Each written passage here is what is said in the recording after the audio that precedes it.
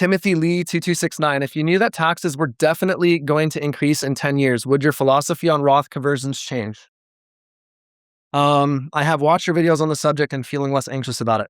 If I knew that taxes were definitely going to increase in 10 years. Well, the difficulty with that is it's kind of like a, what do you call it? Like a counterfactual. It's like a pure fantasy. I think my view might change if I knew that Roth conversions were, that tax rates were going to go up. The issue here is like, we have to define terms. What does tax rate going up mean? Because I'll give an example. Tax rates going up could mean many different things to many different people. Some people hear it and assume every tax rate will go up.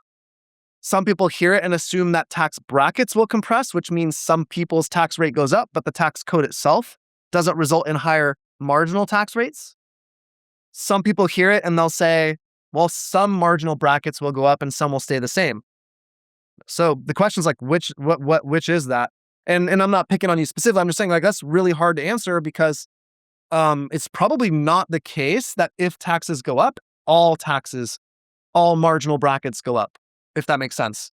I think that's a pretty low probability. I mean, I can't guarantee anything, but I'm just kind of throwing that out there as a food for thought item. Like, definition of terms really matters, and I think that's one of the reasons why I try to present a really balanced view on Roth conversions, because my personal opinion of Roth conversions are like useful tool, just like annuities or just like ACA subsidies, properly applied.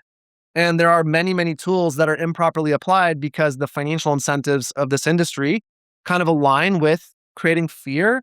And I think Roth conversions are a great way to scoop up business from people who are scared of taxes and don't think too much about it or don't know too much about it. And I'm not ever judging the consumer, but I'm just pointing out, like, I would be patient and thinking it's really easy. Here's the issue too. It's like, it's really easy for someone like me who runs a financial planning or advising business to say, tax rates will go up, Roth conversions are a must do, and end there, because I never have to substantiate what I mean.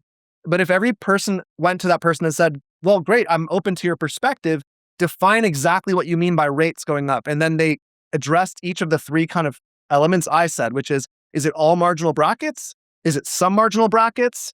Is it brackets being compressed? So you move into higher marginal brackets earlier? I bet you they'd all be like nobody wants to talk about it because it requires a whole different level of exploration that is actually really difficult to, provide any certainty on. So, fundamentally, so I think Roth conversions are useful as a practical tool. And oftentimes what we're looking at is not necessarily the tax arbitrage of a Roth conversion, because it's never guaranteed. In fact, like in the video I'm going to release Wednesday, you'll see a simulation. I think I've shown this in other videos. You'll see a simulation of the lifetime tax benefit effect of a Roth conversion. But if you toggle the life expectancy back 1 year, the lifetime benefit of the Roth conversion goes down. And if you toggle the life expectancy back enough years, the Roth conversion benefit eliminates entirely. And what that means to me is it's not guaranteed. It's a probabilistic bet. Roth conversions are an investment. They rely on certain conditions ending up being met in the future that we can't guarantee. Now, there are other things Roth conversions can support or protect against, and then you have to weigh the probabilities of all those outcomes. But I think the sexy thing that Roth conversions are pitched as is they'll save me taxes. And that is actually like a probabilistically modest. It's not a high probability bet. The best way to think about that is like any investment, if it was a high likelihood of working out, would have a very low return. Like, that's the trade-off. So if Roth conversions are truly lucrative, they have to have a pretty low probability of working out. That's partly what you're seeing with the life expectancy thing. If Roth conversions can look extremely lucrative in a plan where someone lives till 95, but the probability of living to 95 is very low. If you make the plan show it's going to pass away at 85, then the probability of living that long is much higher, which means the Roth conversions are much less likely to be as financially lucrative, and you will see that in the plan.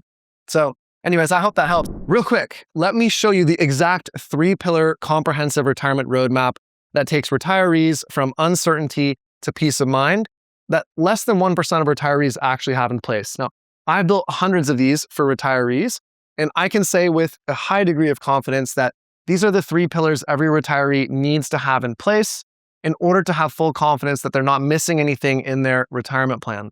And I broke each of these down by the specific questions. You can see them here that each needs to be answered and the best way to answer them. Now, we've done this across pre-retirees, recent retirees, married couples, single retirees, $1 million portfolios, $10 million portfolios, all the above, and it works. And it's my gift to you today. It's absolutely free. It's in the first link in the description below this video. It's going to say free comprehensive retirement roadmap training. Just click the link, enter your info, and you'll get instant access all for free.